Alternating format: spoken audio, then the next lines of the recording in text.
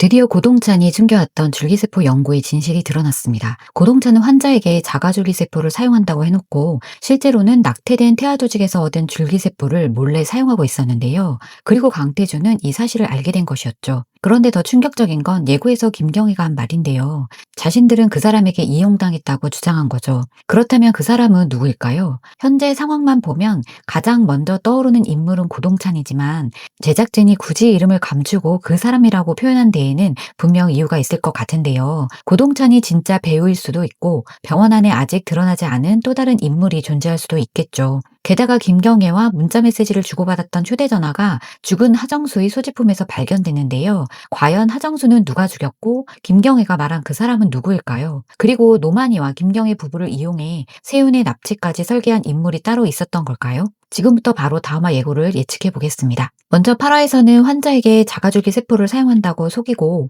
실제로는 태아조직 유래 줄기세포를 몰래 이용했다는 사실이 드러났는데요. 여기서 스캐폴드는 손상된 척추 부위에 넣는 일종의 인공지지대입니다. 고동찬은 환자 본인의 줄기세포만으로는 자신이 원하는 결과가 나오지 않자 비밀리에 태아 조직에서 얻은 신경 줄기세포를 스캐폴드에 넣어 환자에게 이식했던 건데요. 그 결과 10년 동안 아무런 반응도 없었던 하반신 마비 환자의 다리에 운동 반응이 나타났죠. 겉으로만 보면 기적 같은 성공이었지만 그 기적의 밑바닥에는 환자도 모르는 세포 바꿔치기가 숨어 있었는데요. 결과만 좋으면 과정은 어떻게 돼도 상관없다는 시기였던 거죠. 그렇다면 김경애와 노만희 부부는 이 연구와 어떤 관련이 있었던 걸까요? 김경애는 극중에서 계속 심각한 허리 통증을 호소했고 세용과 몸싸움을 벌이다가 의자에 부딪혀 쓰러졌을 때도 허리 통증 때문에 꼼짝하지 못했죠. 당시 태주가 김경애가 복용하던 약을 확인하는 장면이 나왔는데 처방된 약의 종류를 보면 김경애는 단순한 허리 근육통이 아니라 척추나 척수 질환으로 인한 심한 신경통을 오랫동안 앓고 있었던 것으로 추정됩니다. 그리고 수술 직전 태주가 김경애에게 넌 이미 사람이길 포기한 게 아니냐 말하니 김경애는 인간이길 포기한 건 내가 아니라 너그 장인이라며 눈가에서 눈물이 떨어졌는데요. 이 대사만 보면 김경애가 고동찬에게 깊은 원한을 품고 있는 것은 분명해 보입니다. 하지만 예고에서 자신들을 이용했다고 말한 대상은 고동찬이 아니라 그 사람이라고 표현했는데요. 김경애가 고동찬을 증오하는 이유와 노만희 부부를 실제로 이용한 인물은 서로 다를 가능성도 있어 보이죠. 고동찬이 불법 연구를 주도한 것은 맞지만 그 연구를 이용해 노만희 부부에게 접근하고 범행까지 부추긴 또 다른 사람이 따로 있을 수 있다는 것이죠.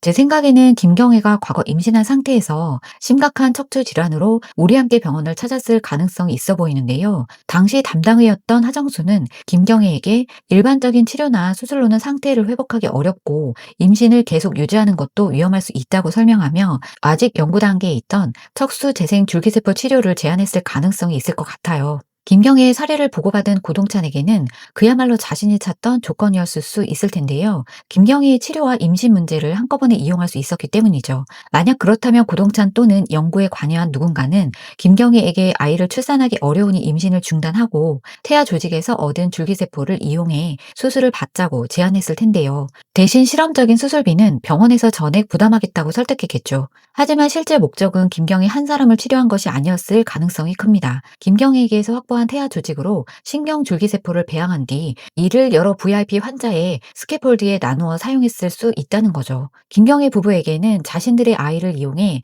김경애를 치료해 주겠다고 말해놓고 실제로는 병원의 비밀 프로젝트를 완성하기 위한 연구 재료로 이용해버린 거죠. 그렇다면 김경애가 자신이 이용당했다고 말한 이유도 설명이 됩니다. 이 사실을 안 김경애는 아이를 잃은 슬픔과 자신이 실험에 이용됐다는 배신감까지 한꺼번에 품게 될 텐데요. 다만 여기서 중요한 것은 김경애가 말한 그 사람의 정체가 아직 확정되지 않았다는 겁니다. 고동찬이 직접 접근했을 수도 있지만 프로젝트에 참여했던 병원 내부의 인물이 고동찬 몰래 또 다른 제안을 했을 수도 있을 것 같은데요. 그때 줄기세포에 문제가 있다 생각한 태주는 결국 보건실을 조사하던 중 고동찬과 하정수가 하는 대화를 듣게 되고 수술에 태아 유래 줄기세포가 사용됐다는 것을 알아냈는데요. 고동찬은 세운을 들먹이며 태주를 막아보지만 점점 고동찬의 통제에서 벗어나기 시작했죠. 고동찬에게 강태주는 위험한 존재가 된 건데요. 그래서 고동찬 병원장 또는 다른 누군가가 태주를 제거하기 위해 태주가 납치와 살인을 사주한 것처럼 꾸민 걸 수 있을 것 같아요. 만약 노만희 부부가 돈 또는 살인이 목적이었다면 굳이 태주에게 누명까지 씌우는 영상을 만들 이유가 없을 테니까요.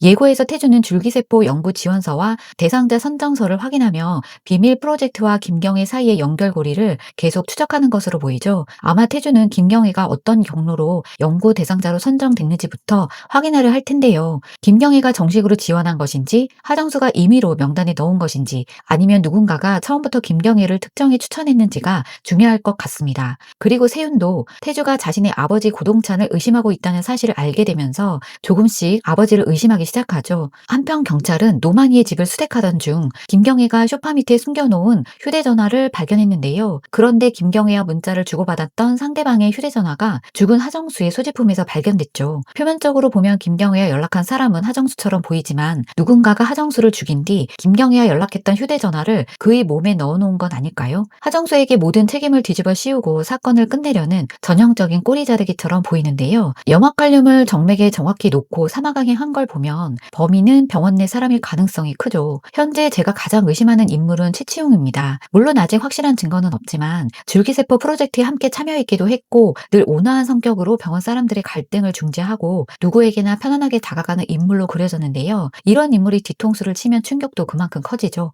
평소 최치웅이 하정수와 가까웠기 때문에 의심 없이 접근하기도 쉬웠을 텐데요. 게다가 하정수는 캐피탈에서 빚 독촉을 받고 있었잖아요. 돈이 절박했고 소심한 성격이라 병원장의 지시도 제대로 거절하지 못했을 것 같아요. 누군가의 입장에서는 이용하기 딱 좋은 사람이었던 거죠. 하정수를 돈으로 끌어들여 기록 조작과 세포 바꿔치기를 시키다가 김경희를 죽이려 한 사실이 태주에게 들키자 결국 입막음을 위해 제거했을 수 있습니다. 그리고 김경희의 휴대전화에 남은 문자도 수상한데요. 2월 9일에 받은 문자에는 강태주가 지금 막 병원에서 떠났으니 계획대로 진행해. 그런데 2월 12일에 온 문자는 병원으로 와서 얘기해요 라고 써있는데요. 한 문자에서는 반말을 쓰고 다른 문자에서는 존댓말을 사용한 거죠. 두 문자를 보낸 사람이 서로 다른 인물일 가능성도 있어 보이는데요. 2월 9일 문자를 보낸 사람은 김경애와 오래전부터 알고 지낸 인물이라 반말을 사용했고 2월 11일 문자를 보낸 사람은 병원 내에 또 다른 사람일 수 있는 거죠. 특히 김경애가 붙잡히던 날 아침 노만희가 문자를 보는 김경애를 보며 궁금해하자